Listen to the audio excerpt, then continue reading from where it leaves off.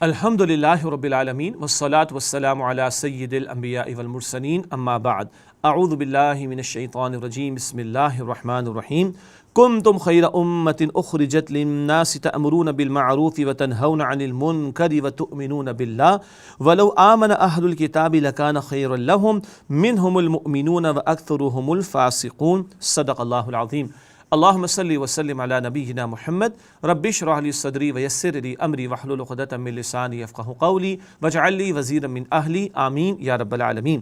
ناظرین کرام السلام علیکم ورحمۃ اللہ وبرکاتہ۔ آج کی آیت کے حوالے سے جس آیت کریمہ کا انتخاب کیا گیا یہ سورہ آل عمران کی آیت نمبر 110 ہے۔ یہ امت جو نبی مکرم علیہ السلام کی امت ہے یہ آخری امت ہے اور یہ بہترین امت ہے۔ البتہ یہ بہترین اس لیے ہے کہ اس کو سارے انسانوں کی رہنمائی کے لیے کھڑا کیا گیا اور کچھ ذمہ داریاں اس امت پر ڈالی گئیں۔ ان باتوں کا ذکر اس آیت کریمہ میں آیا ہے۔ سورہ آل عمران کی آیت نمبر 110 ارشاد ہوا کنتم خیر امت اخرجت للناس، تم بہترین امت ہو جنہیں لوگوں کی رہنمائی کے لیے پیدا کیا گیا۔ تأمرون بالمعروف وتنہون عن المنکر، تم بھلائی کا حکم دیتے ہو اور بدی سے روکتے ہو۔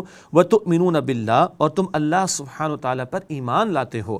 ولو آمن اہل الکتاب لکان خیر لہم، اور اگر اہل کتاب ایمان لے آتے تو ان کے لیے بہتر تھا۔ منہم المؤمنون واکثرهم الفاسقون، ان میں کچھ ایمان والے ہیں اور ان میں سے اکثر نافرمان ہیں۔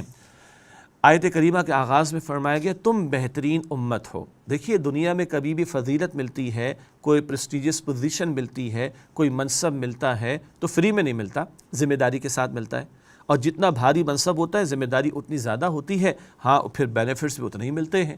اس امت کو بہترین امت قرار دیا گیا تو ذمہ داری کے ساتھ، اور وہ کیا ہے؟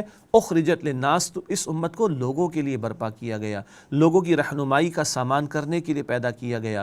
ہمیں اور آپ کو صرف اپنے لیے نہیں جینا، دوسروں کی بھی فکر کرنی۔ ختم نبوت کے بعد اب انسانیت کے سامنے اللہ تعالیٰ کا دین پیش کرنا، اللہ کے دین کی گواہی پیش کرنا اور اللہ کے دین کو غالب کر کے نمونے کے طور پر دنیا کے سامنے پیش کرنا، یہ اس خیر امت کی ذمہ داری ہے۔ آگے فرمایا گیا تأمرون بالمعروف وتنہون عن المنکر، تم بھلائی کا حکم دو گے، بدی سے روکو گے۔ یہ بہت قیمتی فریضہ ہے جو بتایا جا رہا ہے۔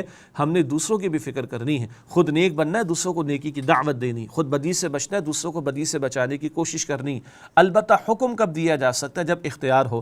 میں اپنے بیٹے کو حکم دے سکتا ہوں، محلے والوں کے بچوں کو اور محلے والوں کو حکم نہیں دے سکتا، اس کے لیے قوت نافذہ چاہیے ہوتی ہے جو بالآخر اہل اقتدار کے پاس ہوا کرتی۔ تو مسلمانوں کی بھی ذمہ داری اور اہل اقتدار کی بھی ذمہ داری نیکی کا حکم دیں، اللہ کے احکامات کا نفاذ کریں، اور وتنہون عن المنکر، اور تم بدی سے روکتے ہو۔ تو جن کے پاس قوت اور اقتدار ہے وہ تو طاقت استعمال کریں، سود کے خاتمے کے لیے، جوئے کے خاتمے کے لیے، شراب کے خاتمے کے لیے، بے حیائی کے خاتمے کے لیے۔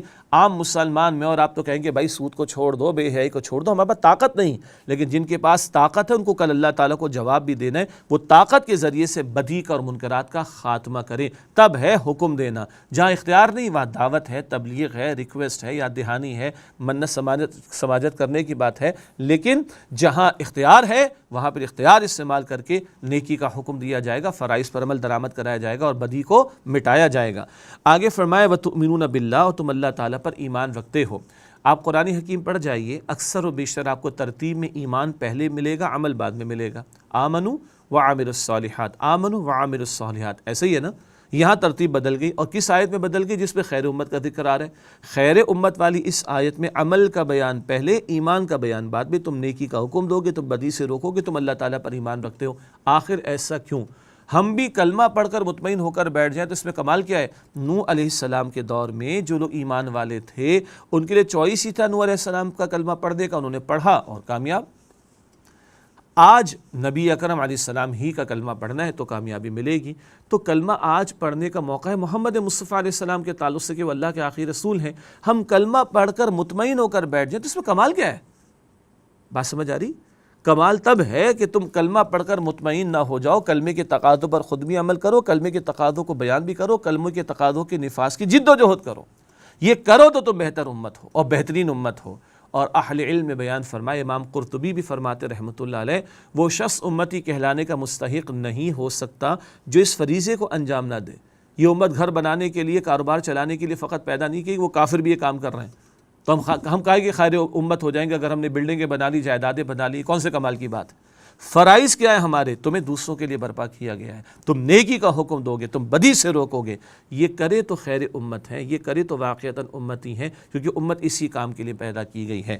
آگے ارشاد ہوا وَلَوْ آمَنَ أَهْلُ الْكِتَابِ لَكَانَ خَيْرًا لَهُمْ، اور اگر اہل کتاب ایمان لے آتے تو ان کے لیے بہتر تھا۔ مِنْهُمُ الْمُؤْمِنُونَ وَأَكْثَرُهُمُ الْفَاسِقُونَ، ان میں سے کچھ ایمان والے ہیں اور ان میں سے اکثر نافرمان۔ یہ اہل کتاب کا بھی ذکر آیا۔